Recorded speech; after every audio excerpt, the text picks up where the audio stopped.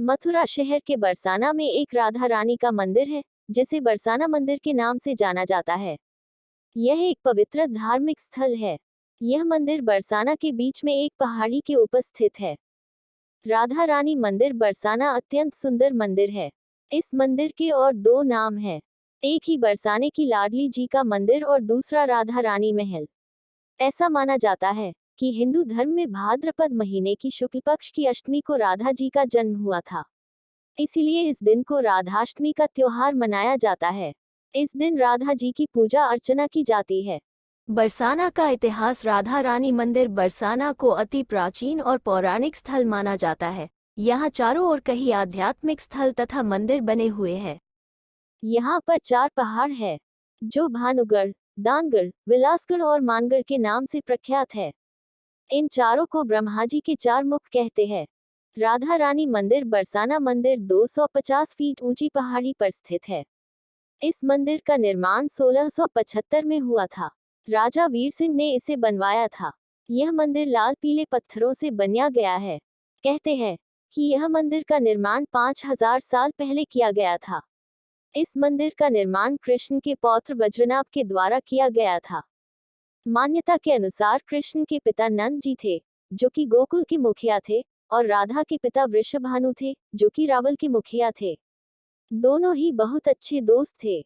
मथुरा के राजा कंस के अत्याचारों के कारण गोकुल और रावल दोनों के ही रहवासी परेशान थे। इसीलिए दोनों नगर के रहवासी गोकुल और रावल छोड़कर नंदगांव और बरसाना में बस गए। नंद बाबा ने नंदीश्वर को अपना घर बना लिया और वृषभानु ने भानुग्रह पर्वत को अपना घर बना लिया, जो राधा का जन्म स्थल कहा जाता है। बरसाना के ये दोनों ही नगरों में बहुत सारे मंदिर राधा और कृष्ण के नाम पे बनाए गए हैं। नंदगांव के मंदिर को नंद भवन कहा जाता है और बरसाना के मंदिर को राधा रानी मंदिर कहा जाता है। बरसाना की कहानी। एक अन्य कथा के अनुसार ब्रह्मा जी कृष्ण की लीलाएं देखने के लिए व्रज में निवास करना चाहते थे। इसीलिए उन्होंने विष्णु जी से प्रार्थना की थी कि आप जब द्वापर युग में ब्रज में राधा जी तथा गोपियों के साथ रास लीलाएं करें, तो मुझे भी उसका आनंद लेने का मौका दे, तथा अपनी वर्षा ऋतु की लीलाओं को भी आप मेरे शरीर पर करें और मुझ पर कृपा करें।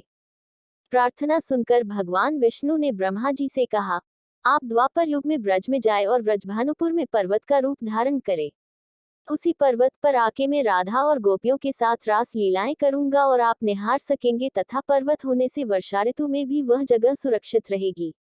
इसीलिए कहते हैं कि बरसाना में एक पर्वत है, जो ब्रह्मा स्वरूप में विराजित है। राधाष्टमी का दिन यहाँ पर बहुत धूमधाम से मनाया जाता है। इस त्योहार का आयोजन थोड़े दिन पा ही शुरू कर दिया जाता है। इस दिन राधा जी की पूजा अर्चना की जाती है तथा उनको 56 भोग भी लगाया जाता है। यहाँ पर कृष्ण जन्माष्टमी, गोवर्धन पूजा, होली जैसे त्योहार भी बड़े अच्छे से मनाए जाते हैं। बरसाना में राधाष्टमी से लेकर चतुर्दशी तक मेला भी लगाया जाता है। राधा जी को लड्डुओं का प्रसाद लगाया जाता है और उसको मोर को खिलाया जाता है, क्योंकि मोर को राधा कृष्ण का प्रतीक मानते हैं। कहा जाता है कि जैसे कृष्ण जी ने अपने सखाओं के साथ मिलकर नंदगांव में खेल खेलते थे, वैसे ही राधा जी ने बरसाना में अपना बचपन अपनी सहेलियों के साथ बिताया था। बरसाने में होली के त्योहार का भी अत्यंत महत्व है, क्योंकि इस त्योहार को सबसे पहले राधा कृष्ण ने खेला था। बरसाने की होली के त्योहार पर बहुत श्रद्धालु इकट्ठे होते हैं। इस दिन नंदगांव से आए गोप के साथ बरसाने की गोपियां होली खेलती है। गोप सारी गोपियों पे रंग डालते थे, तो गोपियां को लाठियों से कपड़े से बनाए गए कोरों से मारती है। इसे लठमार होली कहते हैं। यहाँ होली का उत्सव 45 दिन तक मनाया जाता है। राधा रानी के मंदिर में कितनी सीढ़ियां हैं? राधा रानी मंदिर बरसाना में जाने के लिए 200 से ज्यादा सीढ़ियां चढ़नी होती है। मथुरा से नंदगांव बरसाना कितनी दूर है? राधा रानी मंदिर बरसाना मथुरा रेलवे स्टेशन से 50 किलोमीटर दूरी पर स्थित है। बरसाना मथुरा से बस, कार या तो टैक्सी से पहुंचा जा सकता है। राधा अष्टमी कब मनाई जाती है? राधा अष्टमी का त्योहार जन्माष्टमी के 15 दिन बाद आता है। कहते हैं कि राधा जी की 8 सखियों के निवास स्थान भी यहीं पर है। मान्यता के अनुसार कृष्ण और उनके सखा वहां की गोपियों की मटकियां फोड़कर दही दूध चुरा लेते थे।